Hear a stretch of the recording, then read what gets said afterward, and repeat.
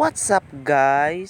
So, wala akong masyadong ginagawa ngayon meron akong alaga na naman na ipapa-preply. 2 months na siya pero hindi pa rin siya marunong lumipad kasi nga nag-wild siya nung lumipad siya na last. Kaya naman in-stock ko siya ng ilang linggo bago na naman ako magpapa-preply. Meron niya akong nadagdag na 4 na ibon. Ewan ko kung anong mga ID nila kasi wala naman sinasabi sa akin yung nagbigay sa akin itong mga ibon na ito. At nasa kabilang kulungan naman yung sinasabi kong tuturuan ko i-pre-flight si Coco, yung cockatiel ko. Kasi 2 months na talaga siya, hindi pa rin talaga siya marunong. Tapos yung kulay yellow naman dyan ay si Sunny. Yan talaga ang pinaka mabait sa lahat. Tapos naturuan ng masyado. Pero yung kulay green ko nawala kasi siya ay nag-flyby nung hinabol siya ng malaking ibon. Siyempre sa akin pagtuturo dapat kasama si Sunny. Kasi pag hindi kasama si Sunny baka mamaya mag-flyby na naman. Mas maganda kasama si Sunny kasi para pag nag-flyby isusundan ni Sunny at masusundan ko rin kung saan parte sila huhulihin. Siyempre bilang isang newbie pa lang sa pagtuturo kung paano magpa-pre-flight kailangan talaga iniintindi mo muna mga ibon mo kasi baka mamaya ay mawala, nakakakaba pa naman tapos mahirap pag nag-flyby. Papunta na nga ako sa akin pagpapa-pre-flight tinitignan ko yung location kung saan ako pwede maglagay ng camera at kung saan ako pwede pumwesto kapag ako magpapa-pre-flight. Meron na nga ako nakita kung saan ako pwede magpwesto, kung saan ako magsisimula magpalipad at kung saan ako maglalagay ng aking camera. Dito nga ako pumwesto sa medyo malayo kasi nakita ko may mga bata na pumunta sa gate ng bakod na ito kaya baka mamaya magsiakyatan at pumasok sila dito. Itong aking pinagpwestuhan nga private property, bawal pumasok talaga, baka mamaya mapagalitan ako lalo na may-ari. Kaya nag-iingat din ako para hindi ako pagalitan pag nagpa-pre-flight ulit ako sa susunod. Syempre sa aking unang recall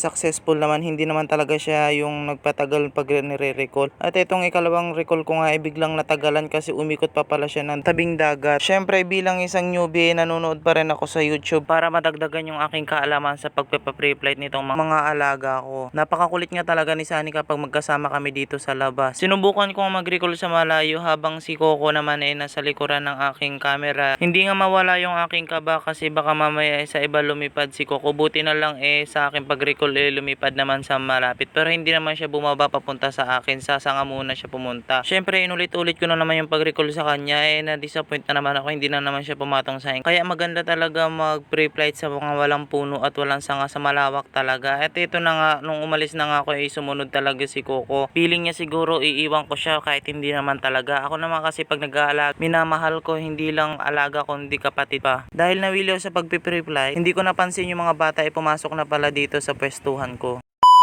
Hindi na nga ako nagtagal sa pagpa-pre-flight kasi pumasok na yung mga bata dito sa loob. Kaya nag-isip na lang ako kung ano pang gagawin ko na iba.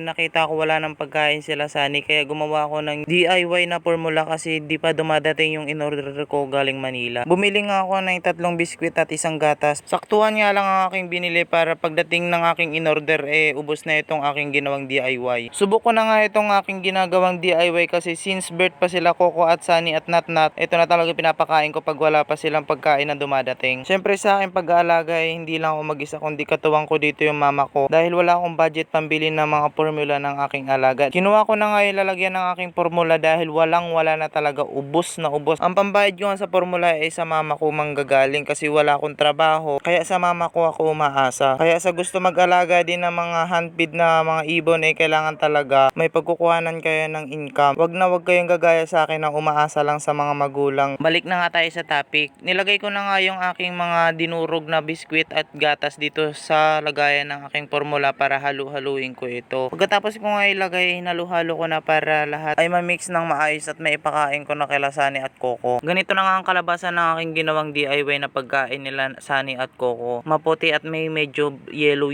siya dahil sa biskwit na aking nilagay. Nagtimpla na nga ako ng pagkain ni Sunny at Coco gamit ang maligamgam na tubig. Sinimulan ko na nga silang pakainin dahil simula pa talaga sila umaga hindi ko napakain dahil alas 8 na ako nakapaggawa nitong DIY na ito. Habang ako nagpapakain nga kinakausap ko si Sunny at Coco para matandaan nilang aking boses kahit wala akong whistle na dala-dala. Minsan kasi nakakalimutan ko yung whistle sa bahay. Sobrang dumi na ni Coco dahil nalalaglag yung pagkain, pati na rin si Sunny. Kaya naman pagkatapos ko magpakain pinupunasan ko sila ng wipes. Pagkatapos ko magpakain kay Sunny at Coco tumayo na ako kasi sobrang ingay ng dalawang dumating na ibon. Siguro gutom na. Meron pa naman pagkain pero nilagyan ko sila ng panibago panibago, baka mamaya makunat na. Dahil paubos na yung pagkain ng matured kong mga alaga, bumili na si mama ng panibagong pagkain nila. Kinuha ko na nga si Coco para mapunasan ko, kaya lang sobrang kulit niya pag pinupunasan siya, parang ayaw niya talaga mapunasan kahit madumi na siya, pero gagawan ko ng paraan para mapunasan. Alam ko na kung bakit sobrang kulit ni Sunny, dahil dumating pala yung alaga kong aso. Katulad din nila na sobrang kulit din. Kanino pa ba magmamana? Syempre sa may-ari, 'di ba? Kaya lang yung alaga kong aso gustong gusto talaga amuyin, pero si Coco naman nagagalit at ayaw niyang inaamoy siya. Pero pinipilit pa rin ng alaga kong aso na amuyin yung balahibo ni Coco. Kaya naman ako nang gumawa ng paraan na paalisin yung alaga kong aso, dahil kung saan na pumupunta si Coco, baka mamaya lumipad pa kung saan. Kaya naman nung wala na yung alaga kong aso, tinuruan ko na si Coco kung paano mag-step up. Makikita nga sobrang tagal talaga niya makaintindi kung paano, kasi nga nag-wild siya. Kaya sisimulan ko na naman siya kung paano siya turuan. Kaya naman hanggang doon na lang yung aking gagawing video sa aking pagtuturo kay Coco. Paalam, peace out!